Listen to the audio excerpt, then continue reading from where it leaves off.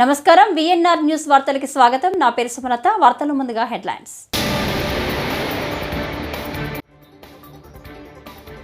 కాంగ్రెస్ ప్రభుత్వ నిర్లక్ష్యం, గురుకుల విద్యార్థులకు శాపం. హరీష్ రావు.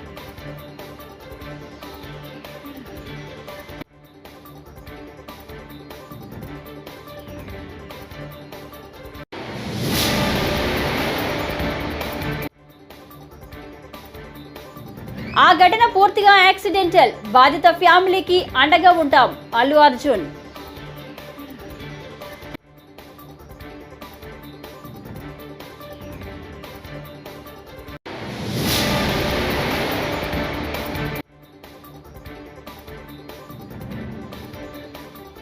₹10 కోట్ల విలువైన ఎర్రచందనం దుంగలు స్వాధీనం.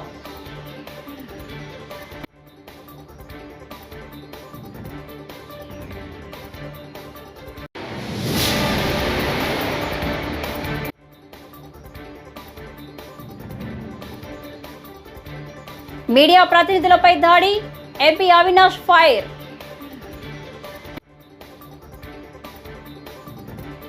ఇక డీటెయిల్స్ చూస్తే, కాంగ్రెస్ ప్రభుత్వ నిర్లక్ష్యం గురుకుల విద్యార్థులకు శాపంగా మారిందని మాజీ మంత్రి బీఆర్ఎస్ ఎమ్మెల్యే హరీష్ రావు ధ్వజమెత్తారు. వికారాబాద్ జిల్లా తాండూరు గిరిజన ఆశ్రమ పాఠశాలలో ఫుడ్ పాయిజన్ తో అనారోగ్యం పాలై నిమ్స్ ఆసుపత్రిలో చికిత్స పొందుతున్న విద్యార్థిని లీలావతిని హరీష్ రావు పరామర్శించారు. ఈ సందర్భంగా హరీష్ రావు మీడియాతో మాట్లాడారు. 10వ తేదీ నాడు తాండూర్ గిరిజన హాస్టల్లో విష ఆహారం తినడం వల్ల 10 మంది పిల్లలు ఆసుపత్రుల పాలైనట్టు మా దృష్టికి వచ్చింది. అది తెలిసిన వెంటనే గౌరవనీయులు మాజీ మంత్రివర్యులు సబితా ఇంద్రారెడ్డి గారు, గౌరవనీయులు సత్యవతి రాథోడ్ గారు ఇద్దరు కూడా ఆ పిల్లల్ని పరామర్శించుదాము, వాళ్ళ యోగక్షేమాలు తెలుసుకుందామని తాండూర్ ఆసుపత్రికి వెళ్లే ప్రయత్నం చేశారు. మరి ఆ రోజు నడి రోడ్డు మీద సబితక్కను సత్యవతి గారిని అరెస్ట్ చేసి కనీసం పిల్లల్ని చూడనీయకుండా చేశారు. నేను అడుగుతా ఉన్నా ఈ ప్రభుత్వానికి, అంతా బాగుంటే ఎందుకు అంత ఉలికి పడతా ఉన్నారు? నిజంగా మీరు అంతా బాగా చూసుంటుంటే వీళ్ళు వెళ్లి పరామర్శిస్తే మీకు వచ్చిన ఇబ్బంది ఏంది అని నేను ప్రభుత్వాన్ని అడుగుతా ఉన్నా. అంటే ప్రభుత్వం ఎట్లా కనబడుతుందంటే, ఈ పిల్లలు ఆసుపత్రుల్లో ఉంటే ప్రభుత్వ వైఫల్యం బయటకు వస్తుందని, వాళ్ళ చేతగాంతనము వాళ్ళ తప్పిదాలు బయటకు వస్తాయని చెప్పి ఆసుపత్రిలో ఉండాల్సిన పిల్లల్ని తీసుకుపోయి హాస్టల్లోనే ట్రీట్మెంట్ ఇచ్చారు. హాస్టల్లో ఆ ఫెసిలిటీస్ ఉంటాయా? జిల్లా ఆసుపత్రిలో ఒక ఐసీయూ ఉంటుంది, ఎమర్జెన్సీ విభాగం ఉంటుంది, స్పెషలైజ్డ్ డాక్టర్స్ ఉంటారు. కానీ ఆసుపత్రిలో పిల్లలుంటే ప్రభుత్వానికి చెడ్డ పేరుస్తుందని తమ తప్పిదాలను కప్పిపుచ్చడానికి పిల్లల్ని తీసుకుపోయి హాస్టల్లో పెట్టి ట్రీట్మెంట్ ఇచ్చింది. అదేమైంది? అది కాస్త సీరియస్ అయిపోయి పరిస్థితి చేయి దాటిన తర్వాత ఇప్పుడు నిమ్స్ సంధ్య థియేటర్ తొక్కిసలాట ఘటన యాక్సిడెంటల్ గా జరిగిందని ప్రెస్ మీట్ లో అల్లు అర్జున్ చెప్పారు. బాధిత కుటుంబానికి మరోసారి క్షమాపణలు చెప్పడంతో పాటు వారికి అన్ని విధాల అండగా ఉంటామన్నారు. గడిచిన 20 ఏళ్లలో 30 సార్లు అదే థియేటర్ కి వెళ్లి సినిమా చూశానని, ఎప్పుడూ ఇలాంటి ఘటన జరగలేదన్నారు. ఒకరు చనిపోవడం దురదృష్టకరమని దానికి తాను చింతిస్తున్నానన్నారు. అనుకోకుండా జరిగిన ఈ ఘటనలో తన ప్రమేయం ఏమీ లేదన్నారు. కుటుంబంతో కలిసి తాను థియేటర్లో సినిమా చూస్తున్న సమయంలో ఈ ఘటన చోటు చేసుకుందని ఆయన తెలిపారు. నమస్తే, thank you. I'd like to thank everybody from all over for all your love and support. Thank you so much. I'm genuinely touched by everybody's love from all over the country and everywhere, from all the industries, all the people, all the states. Thank you so much for all the love, and especially my fans. Thank you, Andy. Thank you. I love you, my fans. Thank you so much for your unconditional love and support. And of course, I cannot finish it without saying the thanks to the media. Thank you so much. I like to thank the entire media for all your love and support. Thank you, Ante. I just wanted to say thank you. Thank you. Anything else? Kevin?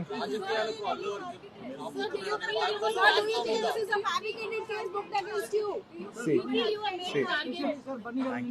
I just wanted to say the emotions that you have gone through and your family has faced. Family ఏం చెప్తారు sir? ఫ్యామిలీకి అల్లు అర్జున్ గారు వాళ్ళ ఫ్యామిలీకి ఏం చెప్తారు? చనిపోయిన కుటుంబానికి ఏం చెప్తారు?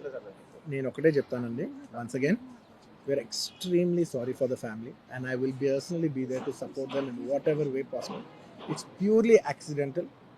నేను సినిమా థియేటర్లో I'm inside a cinema theater watching a film with my family and an accident happened outside, which I was inside a theater watching a movie with my family and the accident happened outside.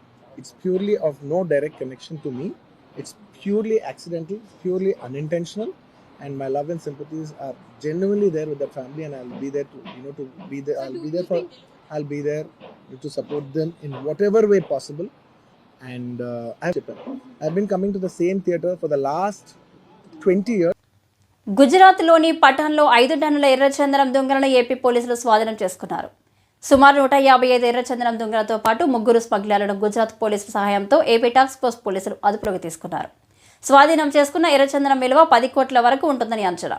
స్మగ్లర్లను transit వారెంట్పై ఏపీకి తరలిస్తామని పోలీసులు తెలిపారు. స్వాధీనం చేసుకున్న ఎర్రచందనాన్ని తిరుపతికి తరలిస్తామని చెప్పారు.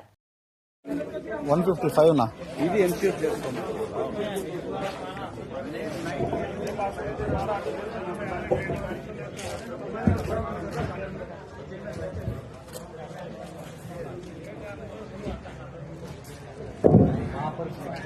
वो white खत्म हो गया.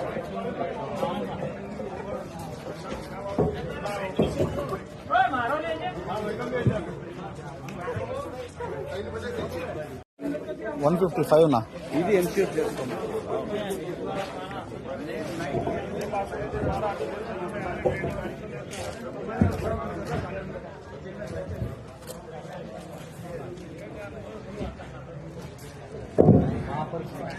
वो वाइट खत्म हो गया.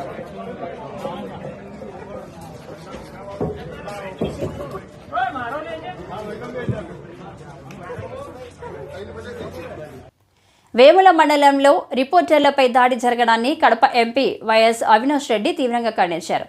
శుక్రవారం వేముల పోలీస్ స్టేషన్ వద్ద జర్నలిస్టులను ఆయన పరామర్శించారు. విధి నిర్వహణలో ఉన్న జర్నలిస్టులపై టీడీపీ నాయకుల దాడి అమానుషమన్నారు. ప్రశాంతమైన వాతావరణంలో ఎన్నికలు జరిగేలా చూడాలని కలెక్టర్ను కోరినట్లు ఎంపీ పేర్కొన్నారు. ఇవాళ ఉదయం వేముల తహసీల్దార్ ఆఫీస్ దగ్గర మరి అక్కడికి వీడియో కవరేజ్ మరి నామినేషన్ల ప్రక్రియ కావచ్చు, లేదా ఈ నో డ్యూస్ ఏదైతే నామినేషన్ వేయాలంటే నో డ్యూ సర్టిఫికేట్ అంటే నీటి పన్నులు చెల్లించి నో డ్యూ సర్టిఫికేట్ తీసుకోవడం మ్యాండేటరీ రైతులు ఆ పనుల కోసం ఇవాళ అందరూ కూడా తహసీల్దార్ ఆఫీస్ దగ్గరికి రమ్మన్నారు నో డ్యూ సర్టిఫికేట్ కలెక్షన్ కోసం. మరి అందులో భాగంగా ఇవాళ అనేక మంది రైతులు మరి ఉదయం నుంచి వేముల తహసీల్దార్ ఆఫీస్కి పోవడం మొదలుపెట్టారు. అందులో భాగంగా అక్కడికి కవరేజ్కు మీడియా ప్రతినిధులు వెళ్ళారు. ముఖ్యంగా సాక్షి శ్రీను కావచ్చు, అదేవిధంగా రాము కావచ్చు, అదేవిధంగా రాజా కావచ్చు, 3 పోయినారు. ఈ 3 పైన అక్కడికి అప్పటికప్పుడు ప్లాన్ చేసుకొని కొంతమంది టీడీపీ నాయకులు అక్కడికి చేరి వాళ్ళ 3 తీవ్రంగా గాయపరచడము, అదేవిధంగా వాళ్ళ చేతిలో ఉన్న కెమెరాలు కూడా ఎరగొట్టడము, ముఖ్యంగా మీడియాపై ఈ మాదిరి అధికార పార్టీ నాయకులు చేసిన దాడి అమానుషము. దీన్ని ప్రతి ఒక్కరం కూడా మేము ఖండిస్తూ ఉన్నాము. ముఖ్యంగా ఈ నీటి సంఘాల ఎన్నికలకు సంబంధించి మరి ఈ ఎన్నికలు ఎవరు పిలిపిమ్మన్నారు, ఎందుకు పిలిపిమ్మన్నారు, అసలు ఈ ఎన్నికలకు అల్లు అర్జున్ అరెస్టుపై సినీ నటి శ్రీలీల స్పందించారు. ఆయన్ను అరెస్టు చేయడం బాధాకరమని చెప్పారు. విశాఖపట్నంలోని డాబా గార్డెన్స్లో ఓ షాపింగ్ మాల్ ప్రారంభోత్సవంలో ముఖ్య అతిథిగా ఆమె పాల్గొన్నారు. ఈ సందర్భంగా మీడియాతో ఆమె మాట్లాడారు. శ్రీలీలను చూసేందుకు భారీగా అభిమానులు తరలివచ్చారు.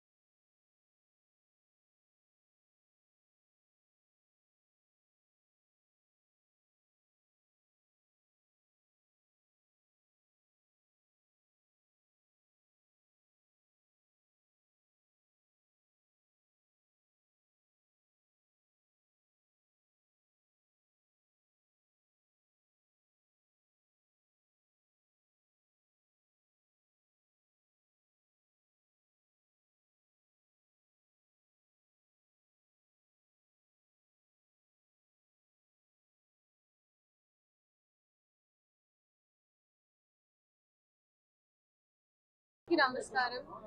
ఫస్ట్ ఆఫ్ ఆల్ వైజాగ్ రావడం చాలా ఆనందంగా ఉంది. చిన్నప్పుడు చాలా వెకేషన్స్ వచ్చేదాన్ని. నా ఫస్ట్ హిందీ ప్రాజెక్ట్ స్టార్ట్ అయిందండి, షూటింగ్ స్టార్ట్ అయింది, ఒక స్కెడ్యూల్ కంప్లీట్ చేసాము అండ్ మిగతా అనౌన్స్మెంట్స్ ఆన్ ది గో ఇస్తూ ఉంటారు. అక్కడ సెటిల్ ఫ్లాట్ తీసుకుంటే సెటిల్ అయ్యేదండి. తెలుగు ఇండస్ట్రీకి దూరం, మన ఇల్లే కదండి, మనం ఎక్కడికి వెళ్ళినా. అవునండి, డబ్బులు పడతాయి. కలెక్షన్స్ వైజ్ అయినా మూవీ వైజ్ అయినా ఇట్స్ ఫెనామినల్, అందరికి తెలిసిందే. I think the public is taking it over. North, South, the bifurcation కాకుండా globally చాలా పెద్దగా it's making. లేదండి, I think that was very unfortunate. Yeah, it's a very unfortunate situation whatever happened. And దాని ప్రకారంగా I'm very glad that at least now he's back outside. ఎందుకంటే అందరం చాలా tension పడ్డాము on what was happening. But I think he always does the right thing. So అంత respect చేశారు కాబట్టి ఆయన రూల్స్ అన్ని ఫాలో అయ్యి he did everything as a citizen. అంత పెద్ద స్టార్ అయిపోయారు. తిరుమల శ్రీవారిని నటుడు వరుణ్ తేజ్ సతీమణి లావణ్య త్రిపాఠి దర్శించుకున్నారు. శనివారం వీఐపీ ప్రారంభ విరామ దర్శన సమయంలో ఆమె స్వామివారి సేవలో పాల్గొన్నారు. నటుడు నవీన్ చంద్ర కూడా స్వామివారిని దర్శించుకున్నారు. టీటీడీ అధికారులు వీరికి స్వాగతం పలికి దర్శన ఏర్పాట్లు చేశారు. దర్శన అనంతరం వీరికి పండితులు ఆశీర్వచనం చేసి స్వామివారి తీర్థ ప్రసాదాలను అందజేశారు.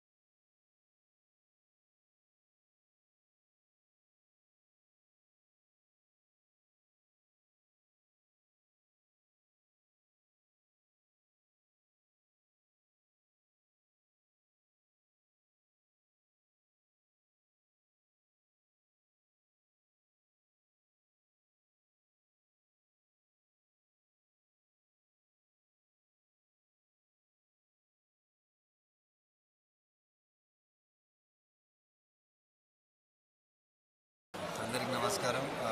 శ్రీవారి దర్శనంకి రావడం జరిగింది అండ్ చాలా అద్భుతమైన దర్శనం. చాలా సంతోషంగా ఉంది, చాలా హ్యాపీగా ఉంది. అంటే కొంచెం గ్యాప్ పడింది, షూటింగ్స్ బిజీ ఉండడం వల్ల 2 years అయింది దర్శనం చేయకుండా. సో ఆయన పిలిచేశారు, వచ్చేసాను అండ్ చాలా బాగా దర్శనం, చాలా హ్యాపీగా సంతోషంగా ప్రశాంతంగా శాంతంగా వెళ్తున్నాం. సో ఏడుకొండల వారికి ఇక్కడున్న ప్రపంచంలో ఉన్న అందరు భక్తులకి అందరికీ ఆయన ఆశీస్సులు ఉండాలి, ఆయన బ్లెస్సింగ్స్ ఉండాలని కోరుకుంటున్నాను. గోవిందా గోవిందా. నెక్స్ట్ ఇప్పుడు గేమ్ చేంజర్ రిలీజ్ అవుతుంది January 10th. సో అది కూడా వేడుకున్నాం. ఆ సినిమా నిజంగా బాగా రిసీవ్ అవ్వాలి, ఆడియన్స్కి బాగా రీచ్ అవ్వాలని చెప్పి. సో ఇంకా వచ్చే నా ఫిల్మ్ 11 కొన్ని సినిమాలు రిలీజ్కి ఉన్నాయి.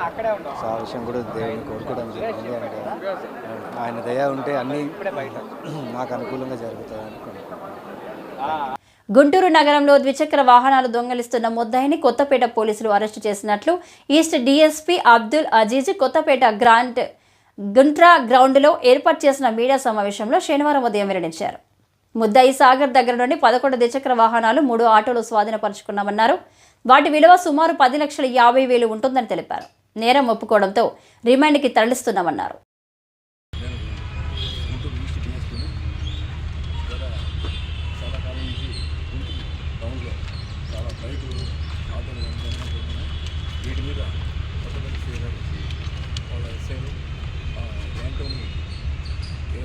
వాళ్ళ సిబ్బందిని స్పెషల్ పార్టీ ఫామ్ జరిగింది. దీంట్లో భాగంగా వాళ్ళు ఎస్ఐ రమేష్ యాంటోనీ మా పరిగణి మనస్సు ఇదంతా కలిసి నిన్న మధ్యాహ్నం 3 గంటలకు పోలీస్ కార్యాలయం వేదికల సాగర్ అనే వ్యక్తిని అక్కడ అరెస్ట్ చేయడం జరిగింది. అతని వద్ద నుండి 11 బైకులు 3 ఆటోలు స్వాధీనం చేసుకోవడం జరిగింది. ఇవి ఈ 11 బైకులు కూడా మెట్టపల్లి పోలీస్ ఉంది, నారాయణ పోలీస్ ఉంది, గోల్డ్గుండ్ పోలీస్ దొంగతనం చేయడం, వాటిని తర్వాత అతను అమ్మగా ఇంటి జరిగింది. అతను ఇచ్చిన సమాచారం మేరకు 11 బైకులు 3 ఆటోలు స్వాధీనం చేసుకోవడం. ఈ రికవరీలో సిఐ కొత్తపేట శ్రీ వీరయ్య గారు, వాళ్ళ సిబ్బంది ఎస్ఐఎస్ ఐడి పార్టీ ఏఎస్ఐ అనంతరం హెడ్ కానిస్టేబుల్ చేశారు. వాళ్ళని అభినందిస్తున్నాను. అట్లాగే ఇంకా రికవర్ చేయాల్సిన కొంత సమాచారం ఉంది, అది త్వరలో అది కూడా చేస్తాను సార్. ఇంతకుముందు ఇతను ఏమైనా చేశాడు సార్? ఫస్ట్ కేసు ఇది. ధర్మ పరిరక్షణ కోసం కట్టుబడిన కుటుంబం తమదని ఇటువంటి ఆరోపణలు రావడం తనకు ఆవేదన కలిగించిందని ఎమ్మెల్యే మాధవి తెలిపారు. శుక్రవారం గుంటూరులో ఎమ్మెల్యే మాధవి మాట్లాడుతూ ధర్మ పరిరక్షణ కోసం వారు ప్రచారం చేస్తున్న కృషి అభినందనీయం. ధర్మ పరిరక్షణ కోసం కట్టుబడి ఉన్నారని, ప్రజలు ఎవరు కూడా ఇటువంటి ప్రచారాలు నమ్మవద్దని విజ్ఞప్తి చేశారు. అందరికీ నమస్కారం అండి. నిన్న అనగా 12వ తారీఖు డిసెంబర్ 2024న గుంటూరు పశ్చిమ నియోజకవర్గం కూడా ట్రాఫిక్ సమస్యలు లేకుండా చేసే ప్రయత్నంలో ఎక్కడ ప్రధానంగా ట్రాఫిక్తో మనకి ఇబ్బంది కలుగుతుందో అనే ఒక పర్యవేక్షణలో భాగంగా పూర్తి స్థాయిలో క్షేత్రస్థాయిలో విస్తృతంగా పర్యటించడం జరిగింది. కొన్ని కూడళ్ల దగ్గర ఇస్కాన్ భక్తులందరూ కూడా ఈ యొక్క భగవద్గీతను విక్రయిస్తూ కనిపించారు. అయితే ఒక వారం పాటుగా ఈ యొక్క ప్రక్రియ జరుగుతూ ఉంది. కొన్ని సందర్భాల్లో అనేక ప్లేసెస్లో ఈ యొక్క ట్రాఫిక్ జామ్స్ అనేవి జరుగుతూ ఉన్నాయి. దాదాపుగా పావు గంట పాటు నా కారు, అదే విధంగా వెనకాల స్కూల్ బస్సులు, అదే విధంగా ఆ వెనకాల ఉన్న అంబులెన్స్ కూడా చిక్కుకొని తీవ్ర స్థాయిలో ట్రాఫిక్ అసౌకర్యం కలిగించే విధంగా నేను గమనించడం జరిగింది.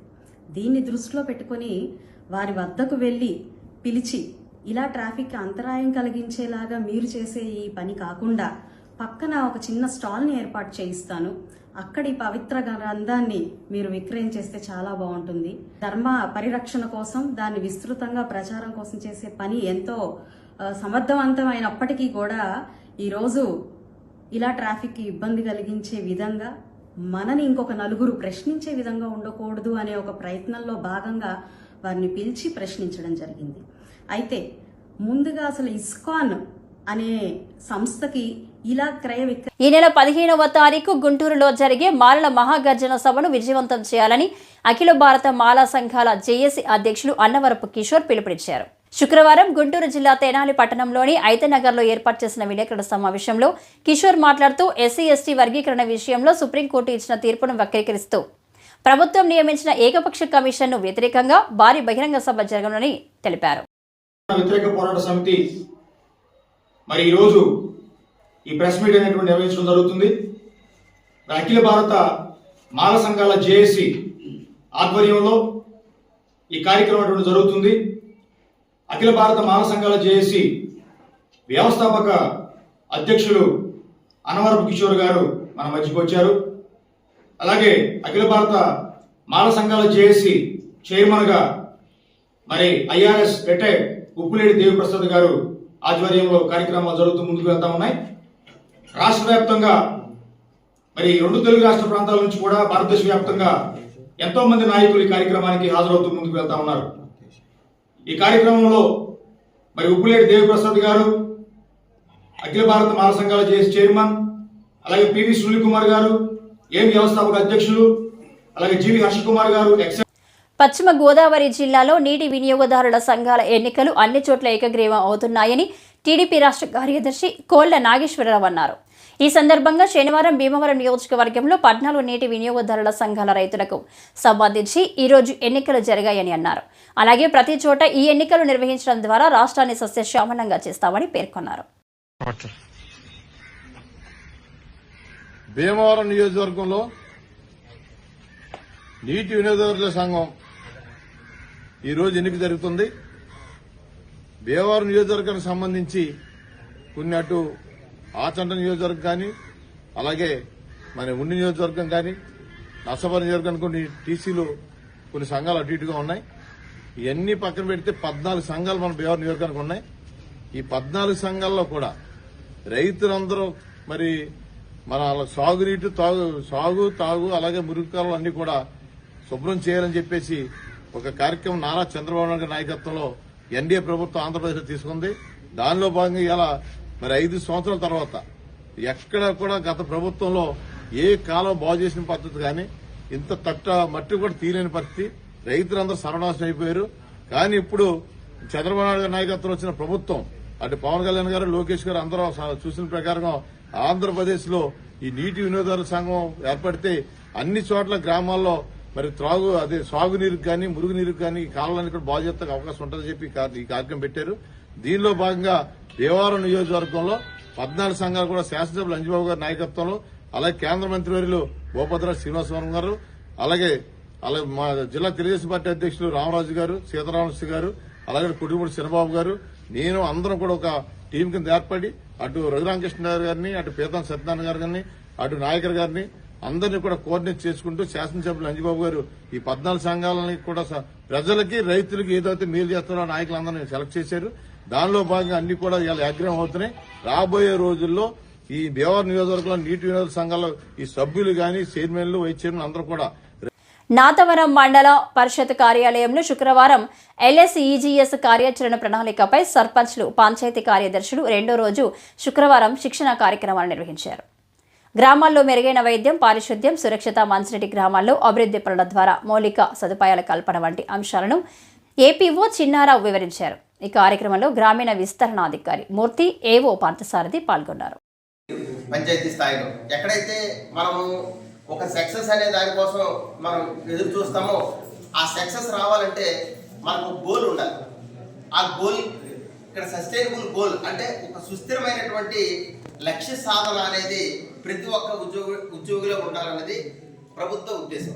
ఆ ఉద్దేశంలో భాగంగా మనకున్న ప్రతి డిపార్ట్మెంట్లోనూ పంచాయతీరాజ్ వ్యవస్థ సంబంధించి ప్రధానంగా గ్రామీణాభివృద్ధి సంస్థ, అలాగే మహాత్మా గాంధీ జాతీయ గ్రామీణ ఉపాధి హామీ పథకం, ఈ రెండు కూడా చాలా కీలకమైనటువంటి పాత్ర పోషిస్తాయి.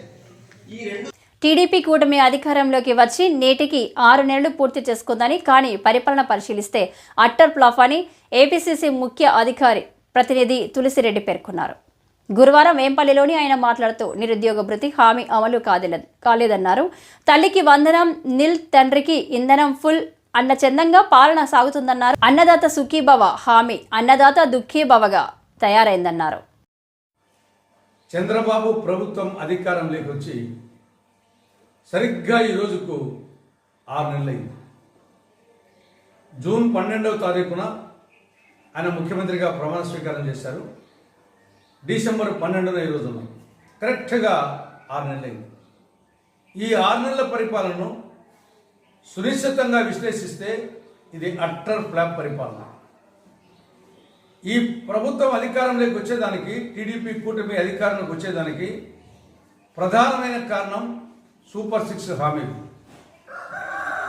సూపర్ 6 హామీలను నమ్మి ప్రజలు ఓట్లేశారు. టీడీపీ కూటమి అధికారంలోకి వచ్చింది. అధికారంలోకి వచ్చి 6 నెలలైంది. 6 నెలలు అయినప్పటికీ సూపర్ 6 హామీల్లో చాలా మటుకు ఇంతవరకు అమలే కాలేదు.